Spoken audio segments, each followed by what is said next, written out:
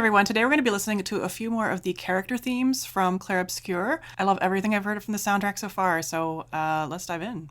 All right, next up we have Gustave.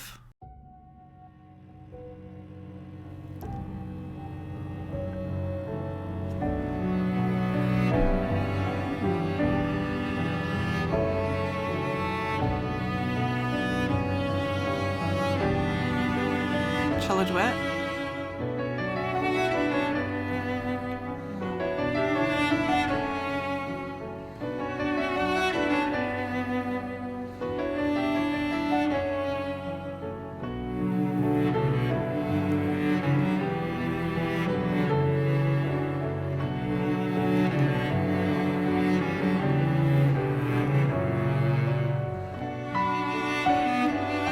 So this theme is actually Lumiere. It's related to the Lumiere theme, except that here we have two cellos together playing like really low in thirds, which is such a neat sound that you don't really hear a whole lot.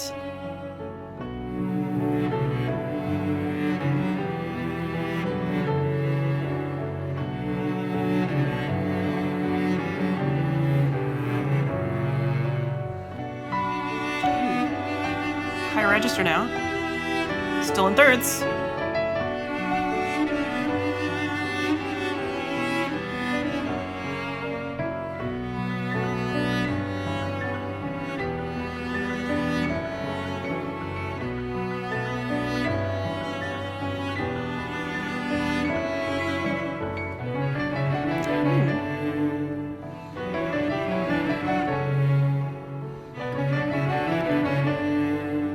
Neat texture change. Key change.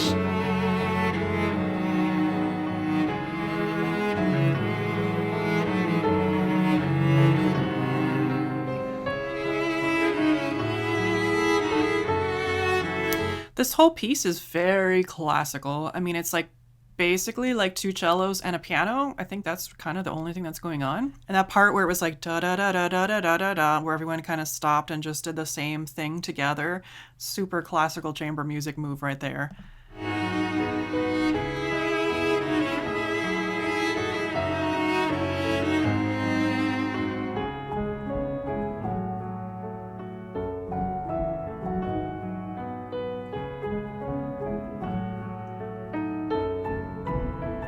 Pizzicato with the piano.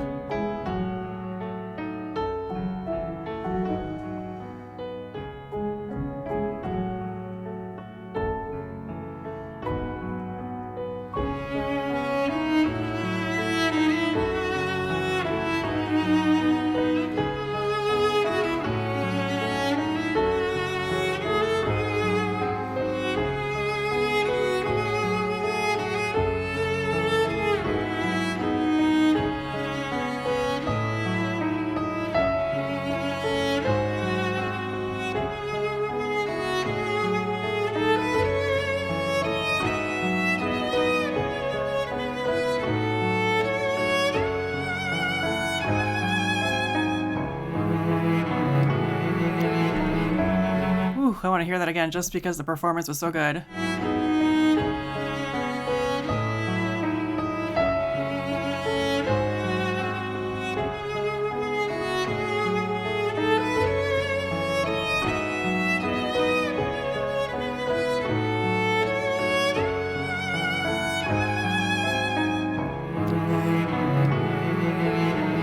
That's not easy, y'all. Just want to say.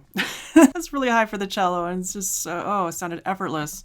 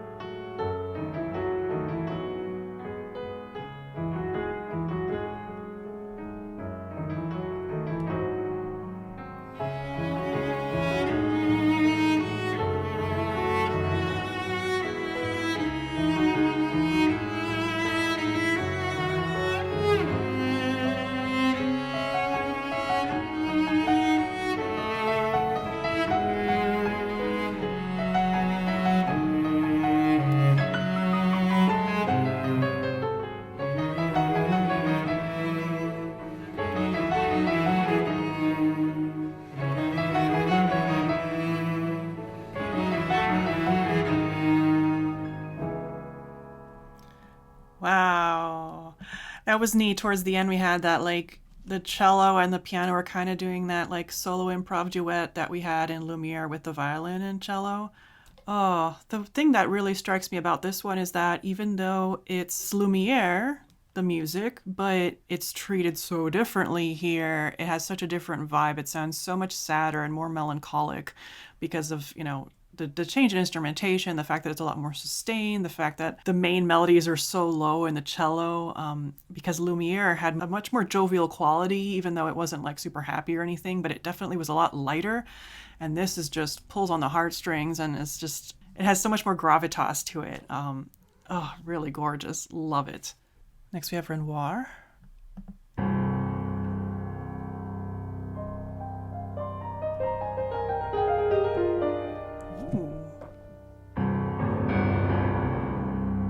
Hello, Rachmaninoff.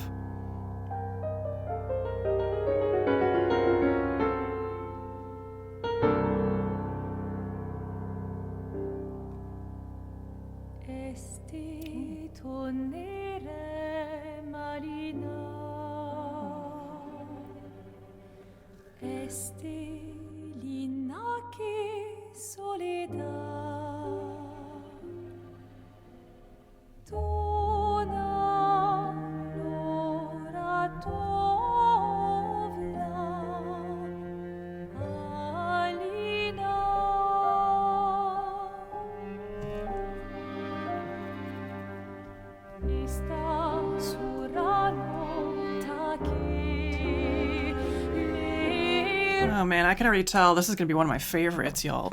We started off with that bam piano, like you have my attention. The opening statement in the piano is very Rachmaninoff-esque, you know, a low note and then bomb, bomb. It's just very like prelude in C sharp minor. And then the voice came in so beautiful, and then now like there's more strings coming in, and I just, oh, I feel like this one is another one that feels super classical rooted, feels very like classical chamber music, which is my jam, as you all know.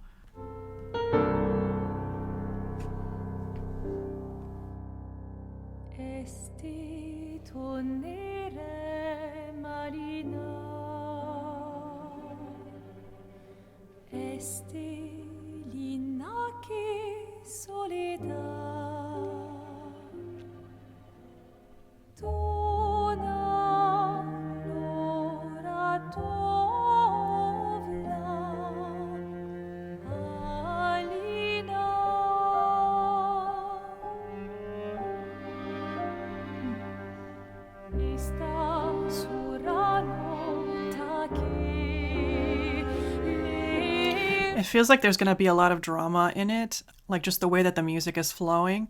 It also kind of reminds me of Grandma from Nier so far, mostly just in the vibes, but like, oh, the way the strings are supporting the voice there. And this vocal line feels different than the others. I don't know. It feels extra poignant and sad. I don't know.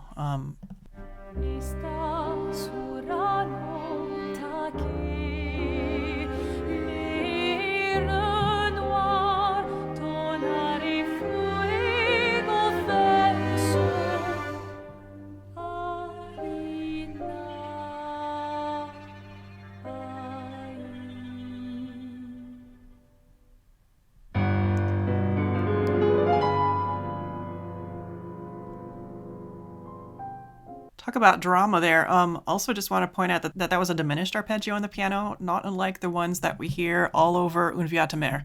Coincidence? No idea.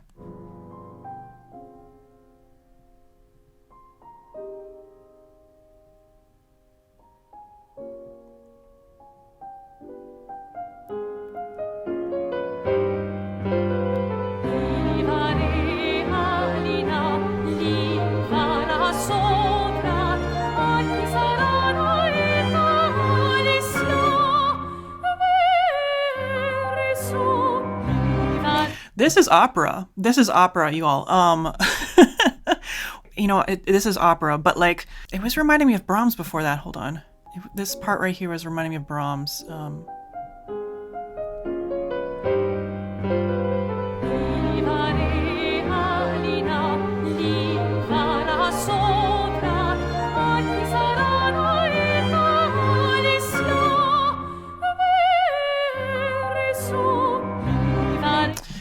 actually reminds me of the Schumann Piano Quintet, which again I referenced in an earlier video, but it is basically a piano quintet plus voice, but like something about the way that the writing is going. And that's just to say that it's a very classic romantic era style that this is written in every sense of the word.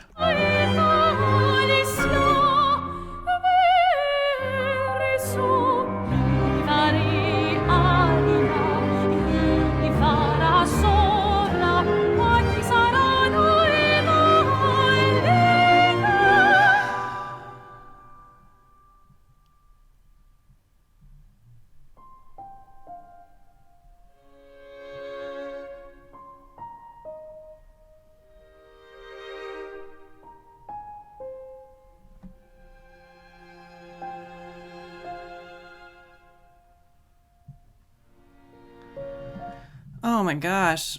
The artistry in these measures where they're just taking their time before going on and just making you hold your breath in anticipation. It's just, oh, unbelievable. Da da da da da da da da da. This was in another track that I just listened to. I'll put it up here later when I remember. But also, hold on a second.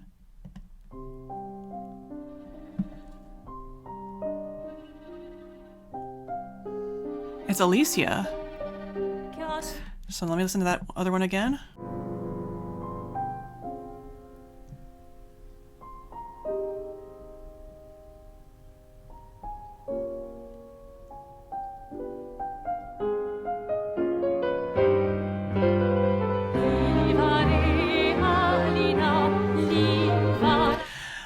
I don't know, it's a little different, but I feel like it's recalling the same thing, and I don't know if that makes sense with the game, if it's meant to recall that character, and those are like thematic tie-in.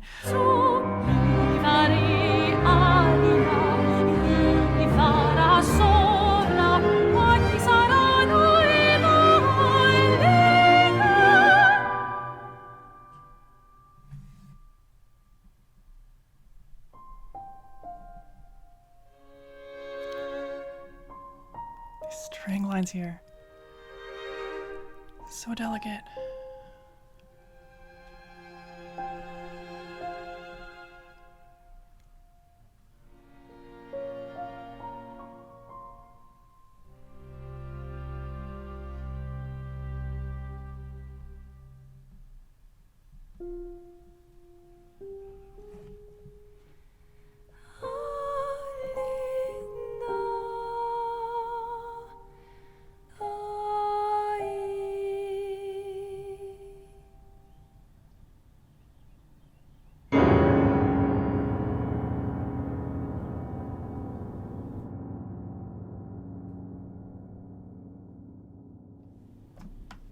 Wow, was not expecting that. First, that beautiful vocal line up there that was just so gorgeously performed, and then that sudden piano crash, like, what is the symbolism here? Because I heard her also say Alina. Is that other track that I called Aline? Is it Alina? Is that what's being said here? It sounds so tragic. Tragic is the word I was missing before. Just very tragic, romantic era classical vibes with just open, it's just, yeah, it's just, it feels unbearably tragic, and I don't know the context. It just sounds so sad. I feel so sad for this character, and I don't know anything about him.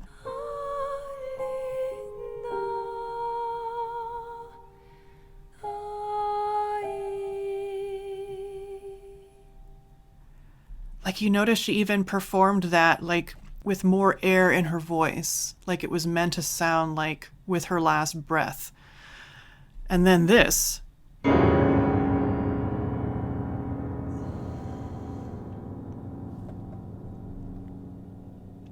It honestly feels like musical spoilers. I don't know. This is so much. Oh gosh, so tragic. Oh, and so beautiful. That has definitely got to be one of my favorite tracks I've heard so far. I need to listen to that many more times. Oh, wow. The soundtrack is such a masterpiece, and I'm just enjoying listening to it so much. Thank you all for coming along with me. If you missed any of my other previous Clair Obscur videos, I will link them up here so you can check them out. And yeah, thanks for watching, and I will see you in the next one. Bye.